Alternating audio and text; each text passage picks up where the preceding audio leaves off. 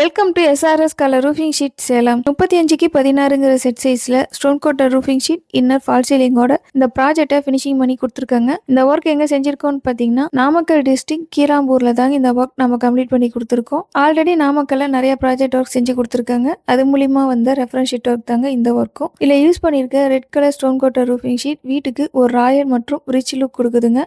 Stone coated roofing use பண்றதுனால நம்மளுக்கு பெனிஃபிட்னு பார்த்தீங்கன்னா ரஸ்ட் ஆகாதுங்க, லீக்கேஜ் ப்ராப்ளம் இருக்காது, மெயின்டெனன்ஸ் செலவு ரொம்பவே குறைவுங்க.